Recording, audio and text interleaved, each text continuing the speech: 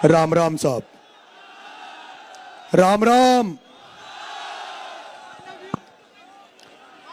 I love you to.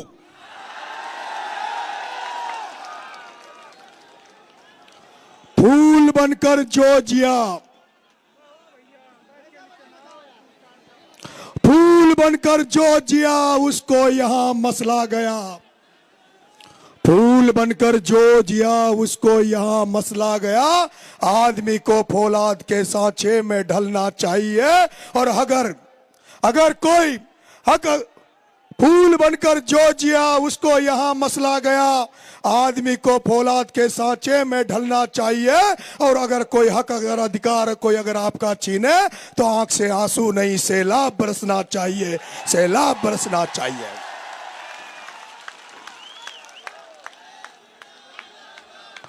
मंच पर विराजमान आरएलपी सुप्रीमो, मेरे राजस्थान विश्वविद्यालय के छात्र संघ से निकले हुए मेरे बड़े भाई, राजस्थान के सबसे बड़े किसान नेता आदरणीय हनुमान जी बेनीवाल साहब, देश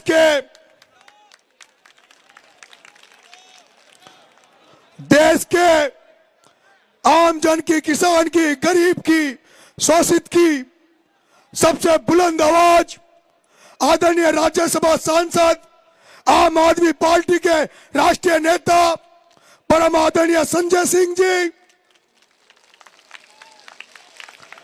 राजस्थान के पूर्व मंत्री, मेरे मार्गदर्शक, इस चुनाव का संचालन अपने संभालने वाले, हमें मार्गदर्शित करते हुए बड़े भाई राजेंद्र जी गुडा साहब, समाजवादी पार्टी के विधायक बड़े भाई अतुल जी प्रधान, जो पिछले संकट के समय हमारा साथ दे रहे आदरणीय अतुल जी प्रधान साहब। एसडीपीआई पार्टी हंगामा खड़ा करना नरेश का मकसद नहीं, पर इस हाड़ौती के किसानों की, मजदूरों की तकदीर और दिशा बदलनी चाहिए, तकदीर और दिशा बदलनी चाहिए।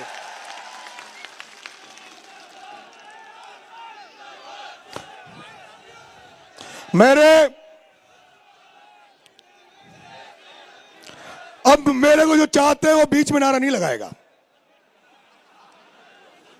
जो मुझे चाहते हैं वो बीच में नारा नहीं लगाएगा। अंता मांगरोल की मेरी देवतुल्य जनता, आपका बेटा नरेश मीणा कोई नेता बनकर नहीं, आपका बेटा बनकर आपसे आशीर्वाद मांगने निकला है, आपका समर्थन मांगने निकला है, आपका वोट मांगने निकला है।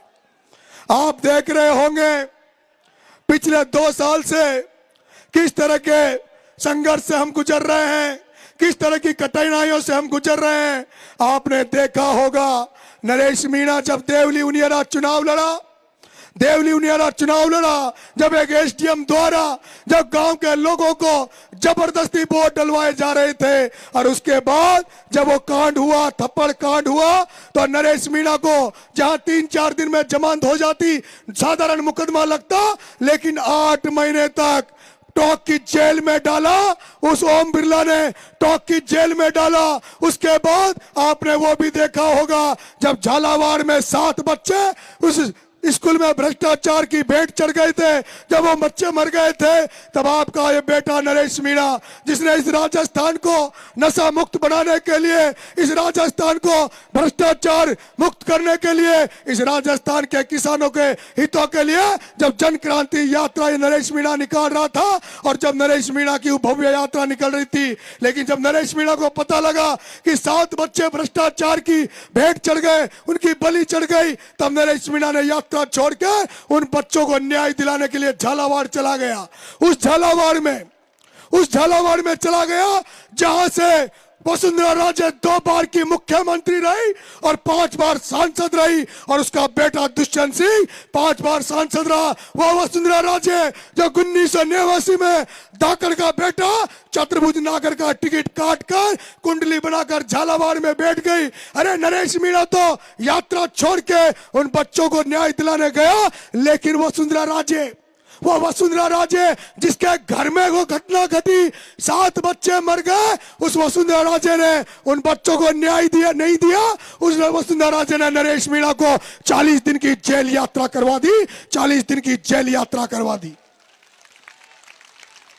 आपने वो भी देखा होगा जब ये नरेश मीणा 40 दिन की जेल यात्रा से निकला, और जब मैंने बाहर आके पूछा कि उन बच्चों को कुछ मिला कि नहीं मिला, उनके परिवार वालों को कुछ मिला कि नहीं मिला, तो मुझे बताया गया कि जहां हनुमान बेनीवाल आंदोलन करते हैं, हनुमान बेनीवाल जहां लोगों को 50-50 लाख का मुआवजा दिलाते हैं, जहां एक कुमार का गधा मर जाता है उस गधे को 60,000 का मुआवजा दिला देते हैं,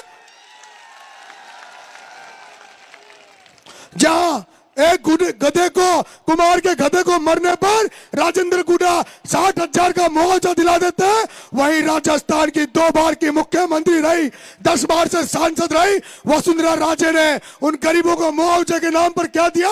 5 बकरियां। अरे वसुंधरा, तेरी तरह कर हनुमान बेनीवाल 2 बार मुख्यमंत्री बन जाता, राजेंद्र गुडा मुख्यमंत्री बन जाता, तो जैसे चील गाड़ी में लोग मरे थे उनको 1-1 करोड़ रुपए मिले थे, तो उन गरीब बच्चों को तो ये 5-5 करोड़ रुपए दिला देते। लेकिन ये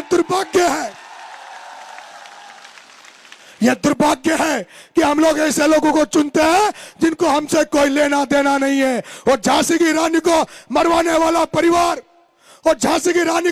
वाला परिवार, हारुति के लोगों जिसका वसुंधरा का 1 वोट, उसके बेटे का 1 वोट, 2 वोट वाली लाखों की संख्या में धाकड़, लाखों की संख्या में गुर्जर, लाखों की संख्या में मीणा, लाखों की संख्या में माली, लाखों की संख्या में ब्राह्मण, लाखों की संख्या में यहाँ का राजपूत, और वो 2 वोट वाली राज कर रही है। और मादरी बेचारे जमाओं का झंडा उठा रहे, जाओ की गुलामी कर रहे। और वो प्रमोद भाया,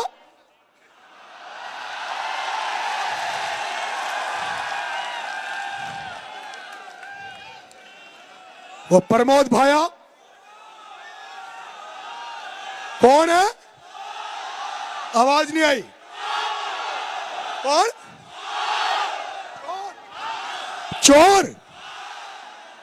चोर है। हाथ खड़े करो, कौन कौन मानते हैं चोर है?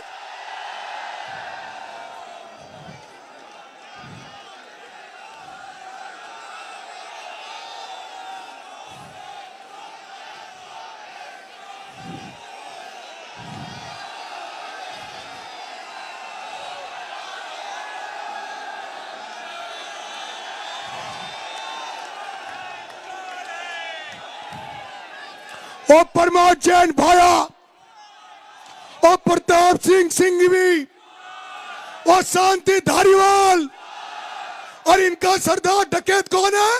ओम बिरला कौन है? ओम बिरला कौन है? नहीं, चोर नहीं है। नहीं, गलत। चोरों का सरदार कौन है? चोरों का सरदार कौन है? किसानों का हत्यारा कौन है?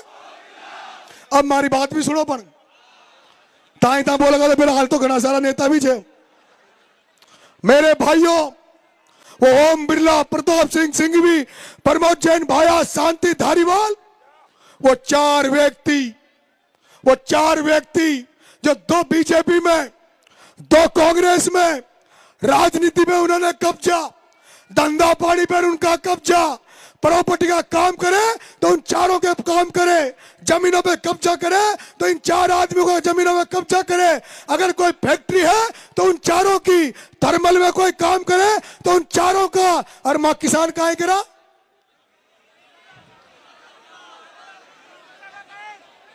मेरे किसान भाइयों, मैं कहना चाहता हूं, राजस्थान की वसुंधरा राजे जो आज गली गली में वोट मांग रही है, देश के तीसरे नंबर पर बैठा लोकसभा स्पीकर ओम बिरला, ये तुम्हारी धरती है, हाड़ौती की धरती है, जहां से वसुंधरा को 2 बार मुख्यमंत्री बनाया, जहां से लोकसभा स्पीकर ओम बिरला बैठा है।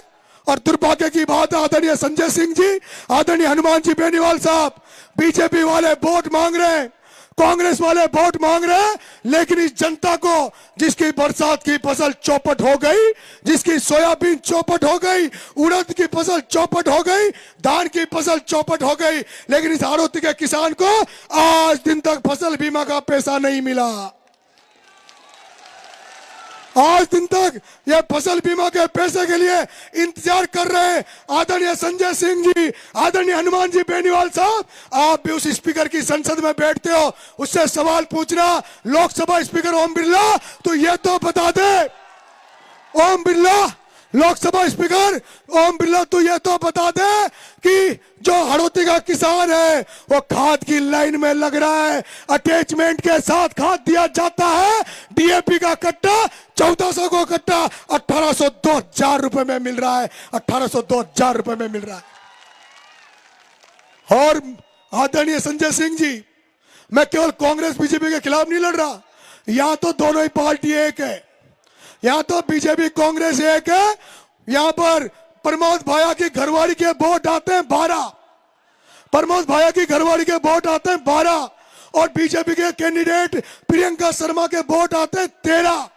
लेकिन फिर भी वो जो प्रमोद भाया का एक बड़ा भाई जो प्रताप सिंह सिंघवी, जो बीजेपी का विधायक है, वो एक वोट को प्रमोद भाया की घरवाली को दे देता है। और बीजेपी की जिला प्रमुख बननी चाहिए, उसकी जिला प्रमुख कौन बनती है? भाभी। कौन बनती है? वोट बेचारे ये जनता वोट देती है कि मां कांग्रेस ही छा, मां बीजेपी का छा, और वो जो कांग्रेस बीजेपी का जो नेता बने छा ना, वो यहाँ का वोट को आपस में बांट ले छे, आपस में बांट ले छे। एक किसान का नेता, एक प्रहलाद गुंजल, जो पहले बीजेपी में था, उस बीजेपी में रहते हुए इस धारीवाल ने, ओम बिरला ने, इन्होंने चारों ने मिलकर उसकी बीजेपी में राजनीतिक हत्या की। और अब जब वो कांग्रेस में आ गया, अब वो कांग्रेस में आ गया, तो उनकी सारे कांग्रेस के लोगों ने मिलकर उसकी हत्या कर दी। यहां पर इस हाड़ौती की धरती पर, जहां पंजाब हरियाणा की तरह जमीन है, काली मिट्टी है, ये उपजाऊ खेती है, ये अंततः मेहनत करता है, लेकिन कोई भी राजनीति में जब आगे बढ़ने लगता है, उसकी राजनीतिक हत्या कर दी जाती है। ऐसे कई उदाहरण है। यहाँ शिवनारायण नागर को घर बिठा दिया गया, एक है यहाँ पर मनोज चौधरी, आपका अजीत सिंह मातड़ी, आपका दिनेश जी यादव, आपके अरविंद जी भारद्वाज, ऐसे तमाम किसान लोग थे जिनकी हत्याएं कर दी। मैं किसान भाइयों, यहाँ पर बहुत अच्छे अच्छे नेता हुए थे, रघुवीर सिंह जी कौशल हुए, भरत सिंह जी कुंदनपुर हुए, यहाँ पर बहुत लोग थे। उस समय मानवता थी, किसानों के हितों की रक्षा होती थी। लेकिन गुडा साहब जो कहते हैं कि चाणक्य ने कहा था कि जब किसी व्यापारी को राजा बना दोगे तो उसी दिन ये किसान आम जनता भिखारी बन जाएगी। हमारे यहाँ पर व्यापारी राजा बनकर बैठे हैं और जनता बेचारी भिखारी कर दी, जनता भिखारी हो गई। इसलिए ये बदलाव करने निकले, ये बदलाव करने निकले। आदरणीय संजय सिंह जी, आदरणीय बेनीवाल साहब, ये हाड़ौती की जनता बदलने निकली है, ये इंकलाब का नारा लगा रही है।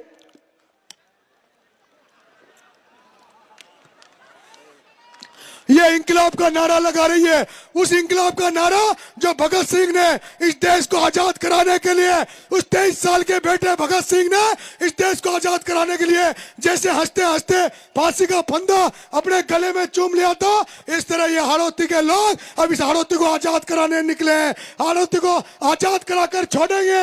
ये तो जनता के चुनाव में तो केवल शुरुआत है मेरे भाइयों, अंता के चुनाव में तो शुरुआत है। जो बेनीवाल जी प्रयास कर रहे थे, गुड्डा साहब प्रयास कर रहे थे, आम आदमी पार्टी, आज देख लो, आपको देख लो इस मंच की सजा। ये बाबा खाटू श्याम की तो कृपा हो रही है, जो संत महात्मा बैठे, मुस्लिम समाज के लोग बैठे, सरदार पंजाबी लोग बैठे। और ये भी देखो, मैं 25 साल से गुजर मीणाओं को तो मैंने एक कर ही दिया, लेकिन ये पहला मंच है जिसमें राजपूत और जाट एक साथ बैठे। ये राजस्थान का पहला मंच है जिसमें जाट और राजपूत एक बार बैठे हैं। मैं एक दिन गुड्डा साहब से कह रहा था साहब इस कांग्रेस बीजेपी की दुकान बंद कर देंगे लेकिन राजपूत और जाटों को एक होना पड़ेगा। तो गुड्डा साहब कह रहे थे कि ऐसा नहीं है, हम लोग कई बार एक हुए हैं और जब एक हुए तभी हमने सत्ताएं बनाई है राजस्थान में। ऐसा नहीं है कि हम एक नहीं हो सकते। और आज भगवान ने सुनी, बाबा खाटू श्याम ने मेरी सुन ली कि सारे लोग इस मंच पर एक साथ बैठे हैं। मेरे भाइयों, मैं ज्यादा भाषण अब नहीं दूंगा, बहुत लोग अभी हमारे वक्ता बोलेंगे, लेकिन मेरी अंता की माता पिता तुल्य जनता, मैं आपसे एक निवेदन कर रहा हूं कि अगर आपका बेटा विधायक बन गया, तो आपको कहना चाहता है जिस दिन आचार संहिता खत्म हो जाएगी 12 की धरती पर एक किसान आंदोलन करेंगे जिसमें सभी समस्याओं को लेकर कलेक्टिव में चढ़ाई करेंगे। और सबसे पहले तो मैं यहाँ के किसानों को फसल बीमा का पैसा दिलवाऊंगा, आपको फसल बीमा का पैसा दिलवाऊंगा। दूसरा जगत गुरु शंकराचार्य ने मेरे से शपथ पत्र लिया था। मैंने शपथ पत्र दिया था कि अगर नरेश मीणा विधायक बन गया तो राजस्थान में गौ माता को कानून बनवाकर राज्य माता का दर्जा दिलाने का काम नरेश मीणा करेगा, जिससे जो हमारी गौ माता जो सड़क पे घूमती है, एक्सीडेंट हो जाता है, लोग मर जाते हैं, गौ माता मर जाती है, वो गौ माता बेसहारा जो हमारे किसानों का नुकसान करती है, ऐसा कुछ कानून बने जिससे गौ माता की रक्षा हो सके और किसानों की फसलें भी बच सके, इसके लिए काम करेगा नरेश मीणा। यहाँ दलित समाज बहुत बड़ी संख्या में है, सबसे बड़ी संख्या में यहाँ 52,000 संख्या दलित समाज की है। लेकिन दलित समाज का मैं देख रहा हूं जो सबसे ज्यादा प्रमोद भाया कांग्रेस को वोट देता है, लेकिन मैंने देखा है किसी भी दलित समाज के गांव में एक भी बाबा साहब भीमराव अंबेडकर की मूर्ति नजर नहीं आई। अगर नरेश मीणा एमएलए बन गया तो बेरवा समाज, मेघवाल समाज की जो बड़ी बड़ी बस्तियां हैं वहां बाबा साहब भीमराव अंबेडकर की मूर्ति लगाऊंगा और शानदार स्मारक बनाने का काम करूंगा। और मेरे भाइयों मैं गांव में जाता हूं तो माता बहनें कहती है, वो देवपुरा और वो बंजारे कहते हैं कि बड़गांव वाले कि उनकी माता बहनें कहती है कि नरेश जी माँ तो कोई वोट देगा, एक काम करा दीजिए। मैंने बताओ बेड़ा काहे करूं, कब माँ का ये जो दारू की दुकान जो थड़िया खोल बनी थी ना घड़ी में, यहीं बंद करा दीजिए। मैं वादा कर रहा हूं नरेश मीणा अगर एमएलए बन गया 8 बजे के बाद कोई ठेका नहीं खुलेगा और जो गांव में थड़िया लगा रखी है ना दारू की, इन दारू की थड़ियों को बंद करवाने का काम नरेश मीणा करेगा। मेरे भाइयों अगर नरेश मीणा एमएलए बन गया, नरेश मीणा अगर एमएलए बन गया तो यह विधानसभा राजस्थान और देश की ऐसी विधानसभा होगी जिसमें भ्रष्टाचार नाम की कोई चीज नहीं होगी। किसी थानेदार, तहसीलदार, एसडीएम कार्यालय में अगर किसी ने भी, चाहे वो थानेदार हो चाहे वो एसडीएम हो, अगर किसी से रिश्वत के नाम पर 1 रुपया भी ले लिया तो नरेश मीणा उस अधिकारी का काला मुंह करके गधे पे बिठा के बंदोरी निकाल देगा। यहां पर एमएलए बनने के बाद इस विधानसभा में भ्रष्टाचार नाम की कोई चीज नहीं रहेगी और जो ईमानदार अधिकारी होंगे, जो ईमानदार कर्मचारी होंगे, उनका हम सम्मान बढ़ाएंगे, उनको माला पहनाएंगे, उनका आदर सत्कार करेंगे। मेरे भाइयों ये मांग रोड जहाँ ये सभा कर रहे हैं हम लोग, यहाँ खादी का बहुत अच्छा काम होता है, लेकिन उस खादी को कोई मान्यता नहीं है। हम उस खादी के लिए यहाँ पर उस व्यवसाय के लिए यहाँ की बात करेंगे। ये जो जिस मंडी में हम बैठे हैं, मंडी बन गई, शानदार मंडी है, लेकिन उसके बावजूद भी ये मंडी बंद पड़ी है। इस मंडी में धान की मंडी खुलवाने का काम नरेश मीणा करेगा। और मेरे मांगरोड के व्यापारी भाइयों आपसे भी एक सचेत कर देना चाहता हूं, आपको बता देना चाहता हूं, जैसे कि प्रमोद भाया ने एक जो मॉल खोला है 12 में मार्ट, उसी तरह का वो यहां पर भी खोलने जा रहा है, जिससे छोटे छोटे व्यवसायी हैं वो मर जाएंगे, वो कुचले जाएंगे, उनको बर्बाद कर दिया जाएगा। इसलिए आप व्यापारी भाइयों को भी सचेत हो जाना चाहिए। मेरे भाइयों, जितनी भी गांव की समस्या है उनको दूर करूंगा। मैं आप जनता का बेटा हूं। मैं किसी नेता, पटेल, जागीरदार, प्रधान, प्रमुख इनके घरों पे नहीं जाऊंगा। गांव में जाऊंगा, आपके बीच में बैठ के आपकी समस्याओं को सुनूंगा, और जो मुझे फंड मिलेगा, वो फंड मिलेगा उसको आपके द्वारा बांटा जाएगा। और फंड में कोई सरपंच चवन्नी न खा दूं, कोई आईएन जैन कमीशन न खा सके। पूरा फंड लागेगा, और जो मुझे जो तनख्वाह मिलेगी, अगर एमएलए बना और मुझे जो तनख्वाह मिलती है, उस तनख्वाह को भी मैं यहाँ की जो बच्चियां हैं उनकी शिक्षा पर लगाऊंगा, छोटे छोटे बच्चों की शिक्षा पर लगाऊंगा। अगर नरेश मीणा एमएलए बन गया तो नरेश मीणा प्रयास करेगा, आदरणीय हनुमान जी भाई साहब, संजय जी भाई साहब, इन सबका सहयोग लूंगा। क्योंकि भाई साहब, हमारा एरिया बहुत पिछड़ा हुआ है, हम निःशुल्क कोचिंगें खोलेंगे ताकि बच्चे कोचिंगों में पढ़ सके।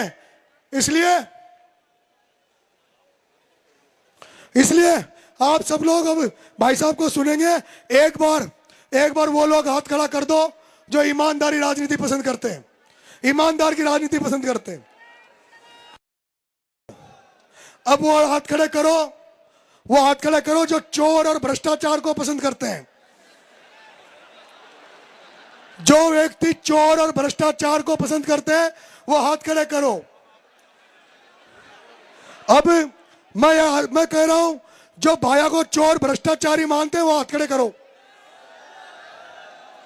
सारे मानते हैं। अब मेरा ये मानना है कि जो चोर के साथ देता है वो भी कौन होता है? भ्रष्टाचारी का साथ देगा वो। इसलिए आप तय कर लेना, ये ईमानदारी और भ्रष्टाचार के बीच लड़ाई है। बहुत बहुत धन्यवाद। राम राम साहब। जगह करा दो पहले तो।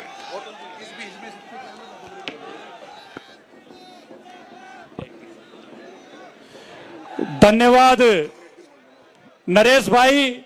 उनके क्रांतिकारी उद्बोधन के पश्चात निश्चित रूप से आप संकल्प धारण करेंगे। अंता मांगरोल विधानसभा के घर घर में जाएंगे 11 नवंबर तक।